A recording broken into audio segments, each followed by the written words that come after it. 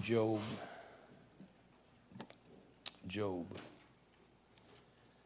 We're going to look at some passages tonight. Job 13.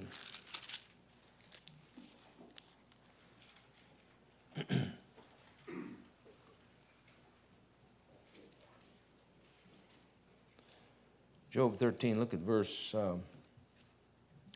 3.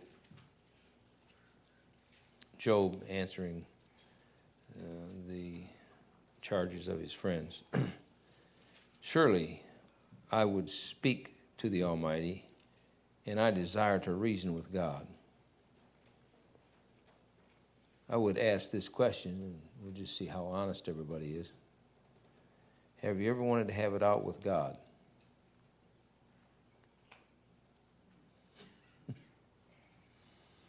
Now, most people say, well, it's a foolish thing. You couldn't beat God up. That's not the question. That's not it at all. You're not asking to whoop God or stick him in a corner. You'd just like to sit down face to face and have this thing out. That's what Job said. Matter of fact, look over at chapter 37.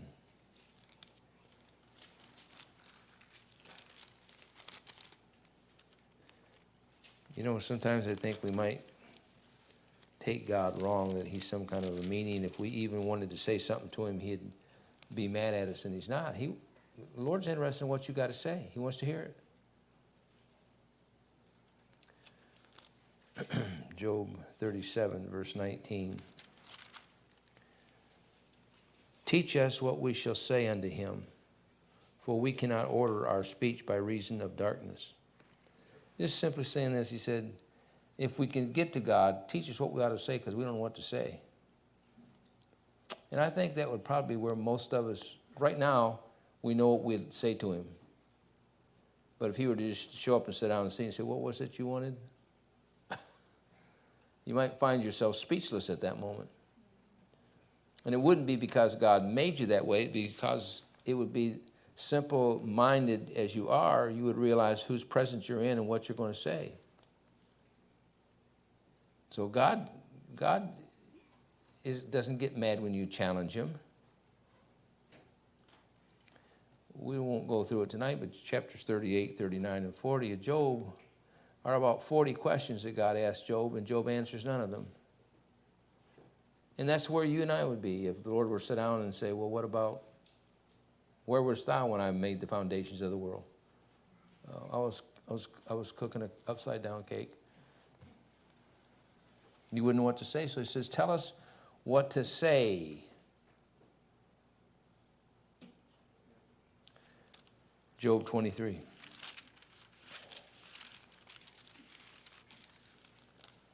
Did you ever get called up, any of you guys in the military, did you ever get called up to see the old man or see the first sergeant or somebody? Yeah, I did a couple times, but anyways. You sit out in the office and you're going, oh, okay, what do I say? All right. Well, if he asks, what am I going to answer? It's exciting, Brother Dan. I did everything I could to stay out of there. Well, so did I, but once in a while you mess up. And when you take a position of authority and it doesn't work out right, they want to know why. All right, Job 23, verse 3. Oh, that I knew where I might find him, that I might come even to his seat. I would order my cause before him and fill my mouth with argument. Are you following along? This is Job. And he's saying, boy, if I could find God, I'll tell you what I'd do. I'd fill my mouth with some argument. I would know the words which he would answer me and understand that he would say, and understand what he's saying to me. Will he plead against me with his great power? No, but he would put strength in me. Thereas the righteousness might dispute with him, so should I be delivered ever from my judge.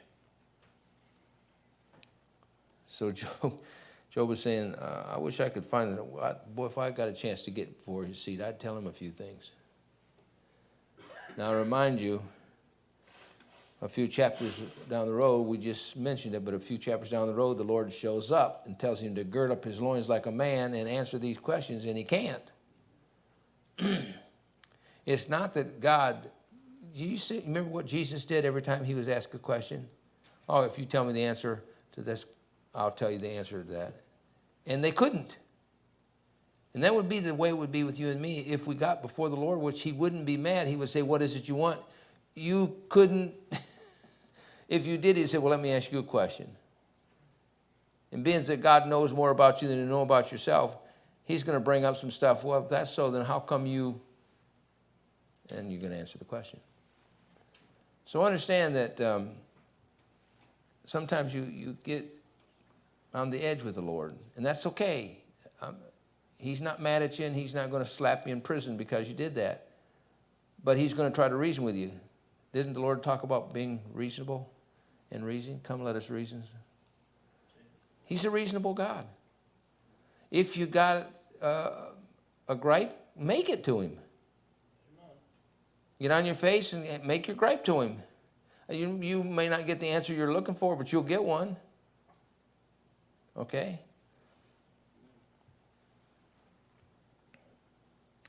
Proverbs 18. We'll be back to Job too, but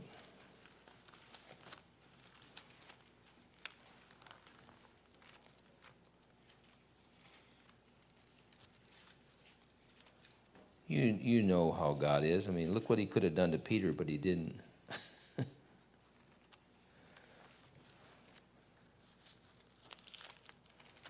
All right. Proverbs 18. Did I tell you the chapter? Proverbs 18, look at verse 20. A man's belly shall be satisfied with the fruit of his mouth, and with the increase of his lips shall he be filled. Death and life are in the power of the tongue, and they that love it shall eat the fruit thereof. Can I tell you something that you probably already know, but maybe you need to be reminded? Your lips could well affect how you make your living. Many a man has lost his job over what he said or didn't say.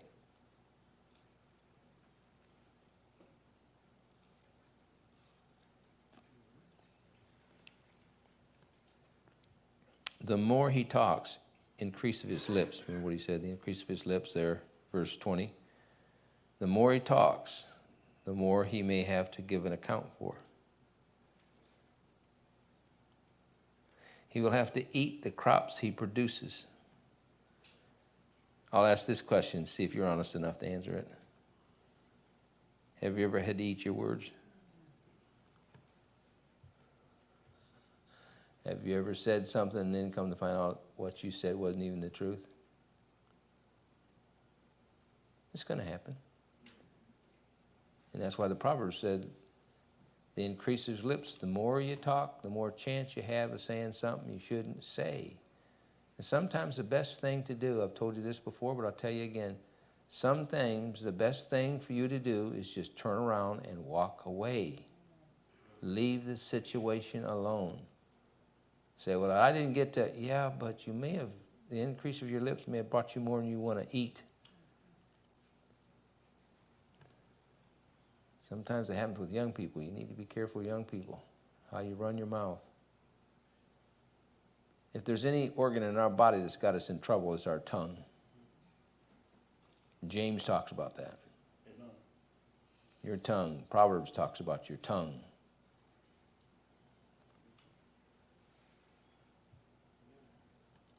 Just as the ground produces fruits or crops, so will a man's lips. The talk, this fruit that he has a tendency to life or death. And eventually gives way to both. Some men have died early because they couldn't keep their mouth shut.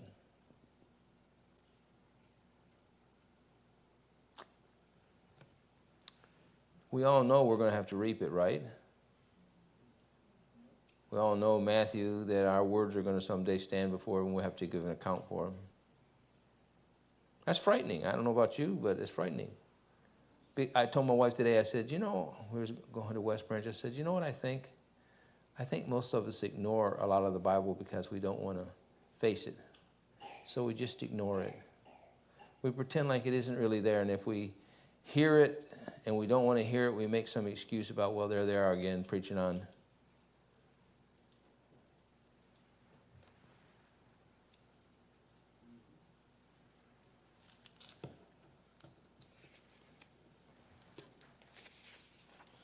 Job 5.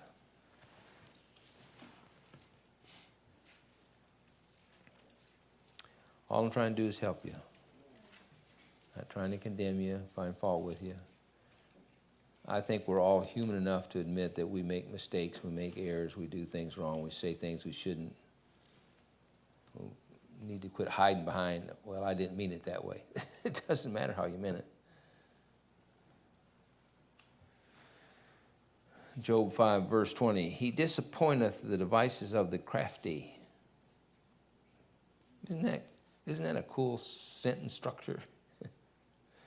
He disappointeth the devices of the crafty. Verse 12, did I say? Job 5:12, did I say that? I'm sorry. You should have known it was verse 12. He disappointeth the devices of the crafty, so that their hand cannot perform their enterprise. So I just want you to notice something here before we move on. The word devices implies to form in the mind by new combination of ideas. To form in the mind by new combinations of ideas. And where do we get that stuff from? The world.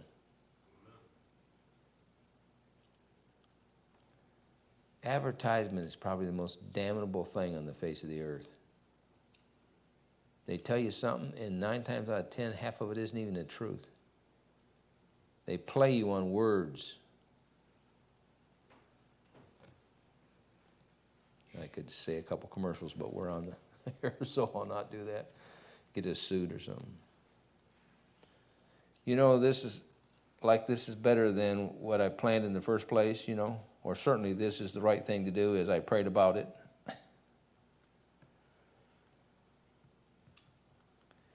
He disappointeth the devices of the crafty. In other words, what they devised and planned for and played for, the Lord stirred it up and messed it up, and it didn't come out the way they wanted it. A lot of times in your life, there's been things that didn't come out the way you want them to because the Lord said, not going to happen that way. And maybe, just maybe, He saved you from some heartache that you have no idea. Now, is there anything wrong with making plans? Absolutely not. Go through the book of Proverbs and mark it down sometime how much advice you get about counselors and a multitude of counselors. And why? Getting advice is one of the best things you can do. Why? Because you don't know it all. I know you think you do, but you don't. And the older we get, sometimes the sloppier we are because we think we've lived so long, we know everything. And I forgot most of what I know. I forgot the way to the basement.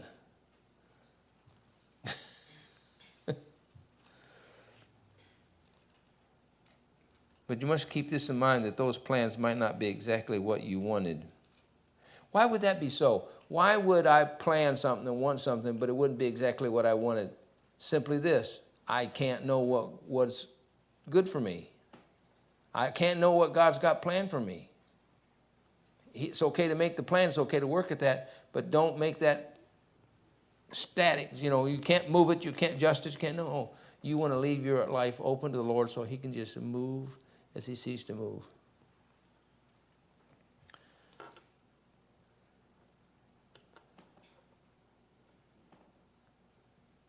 What comes from that is called disappointment. People get disappointed because they think that whatever it is they planned has to work. Nope. Can I tell you, and I'm not going to take the time to go into all the stories, but can I tell you that I could probably right now give you 6 things that happened in my life that I planned, that I thought I wanted, and the Lord just switched the thing out. It's okay. Plan. Make some plans. Don't go through life with no idea of what you're going to do. Look out here and say, I'd like to reach that goal if that's what the Lord wants, and head toward it. And if it's not, He'll change the path on you. He'll move something out of the way. But let Him help you with that. Don't be afraid to talk to God. Don't be afraid to tell Him how you feel about the situation. Say, Lord, I'm confused. I've done that. Lord, I'm confused. I don't know what you want me to do.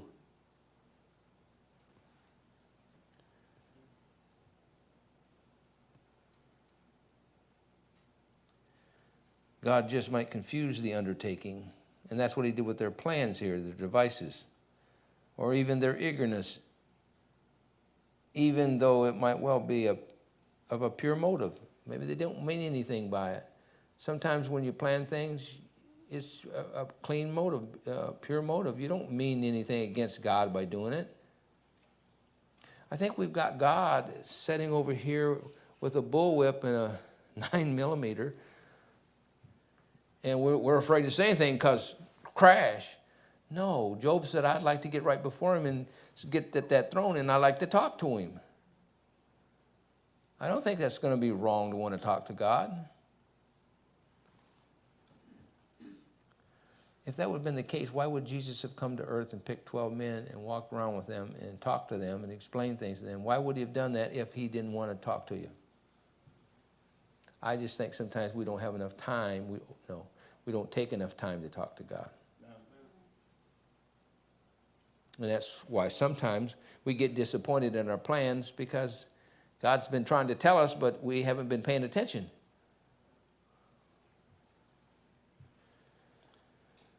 Turn to 1 Chronicles a minute.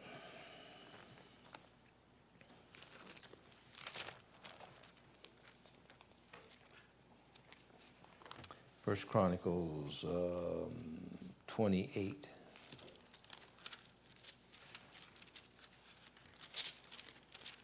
Let's give you one case here.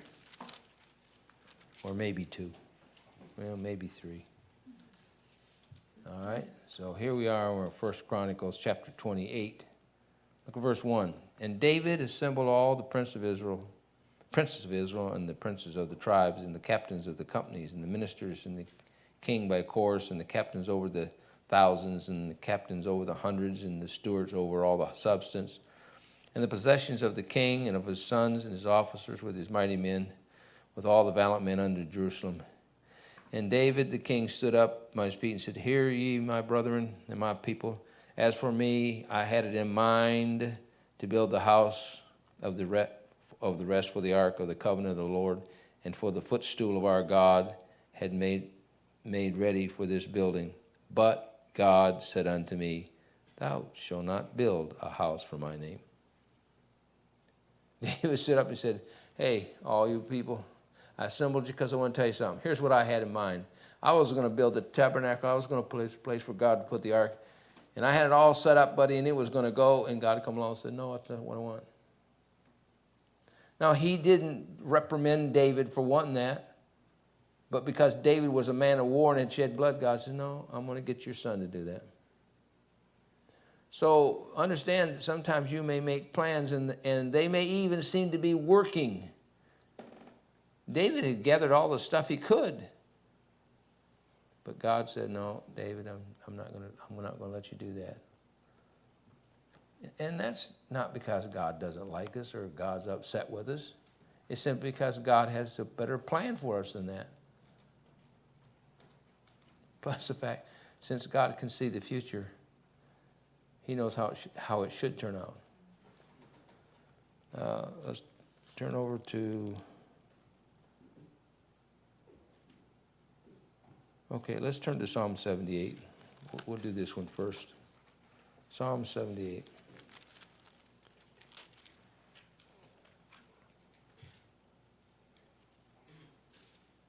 I got to go back here. Psalm 78 and verse 22. Because they believed not in God and trusted not in His salvation, though He had commanded the clouds from above and opened the doors of heaven, and rained down manna upon them to eat, and gave them of the corn of heaven. I'm going to stop there just a moment, please, and look back up here at verse 23. Though He had commanded the clouds from above and opened the doors of heaven. Now you got commentaries out there that tell you that's metaphorically speaking. No, I think there's some doors in heaven. I think there's some windows in heaven, and I know a guy that didn't believe it, and he got trod to death over it.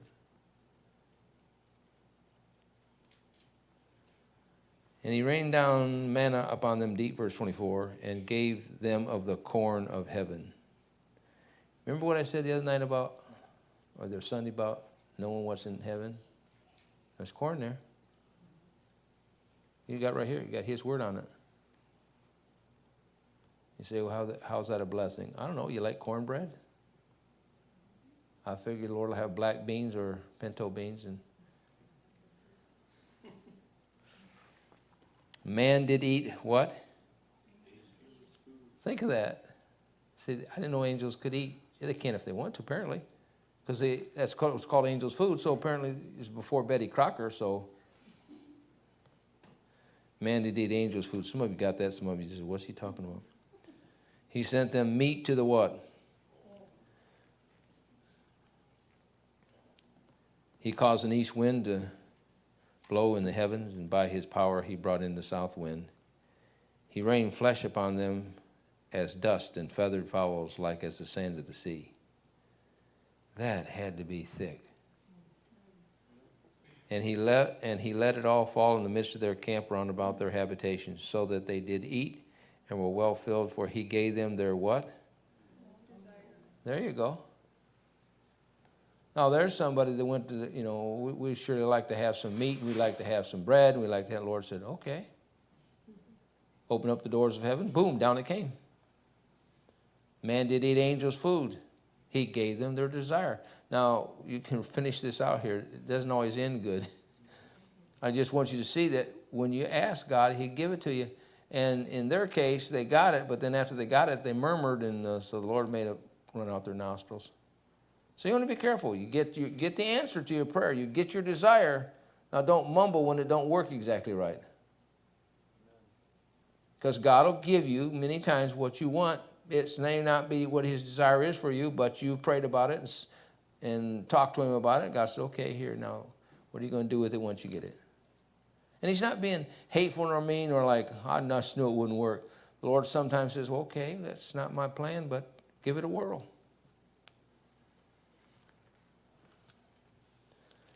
2 Corinthians.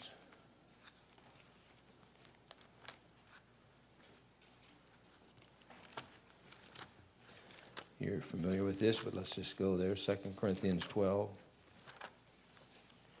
Can I ask you this question? Sure, I'm going to anyways.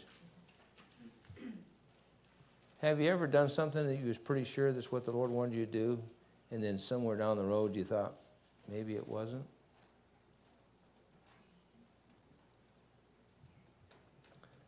And sometimes the Lord is gracious and you get through it and nothing comes of it. Sometimes there's a price to pay. Don't be in such a hurry. I've tried to help young people over the years. Don't be in such a hurry to do this or to do that. Give God time. Man, you're only 18. What in the world do you know? Nobody said you had to go to college. Oh, yes, they did. Yeah, I know what they said, but you don't find that anywhere in the book. Some of you don't need to go to college. You just need to stay home. Okay, all right. This is going over real good. 2 Corinthians. Well, I can tell you that some that went off to college got messed up. Yeah, that's right. I mean, went to a good Bible college and got messed up.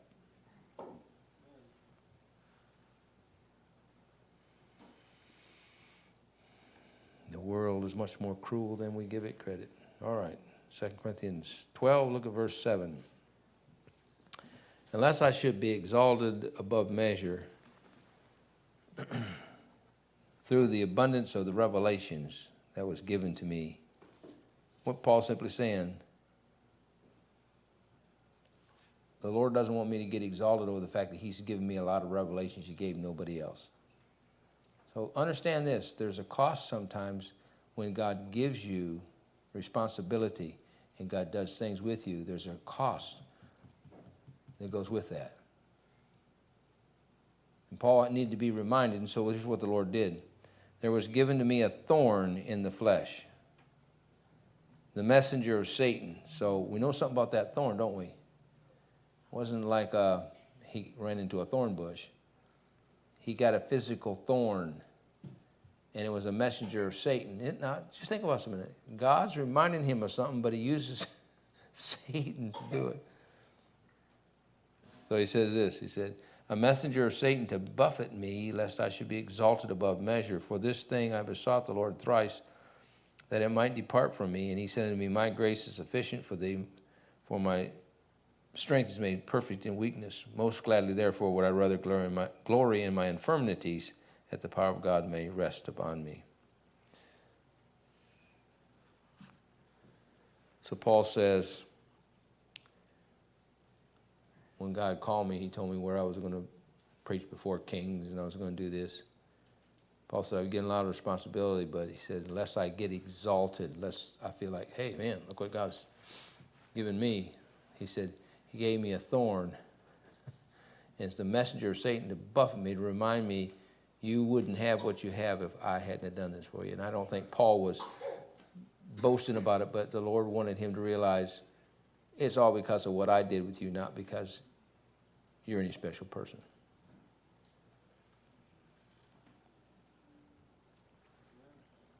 Psalm 37.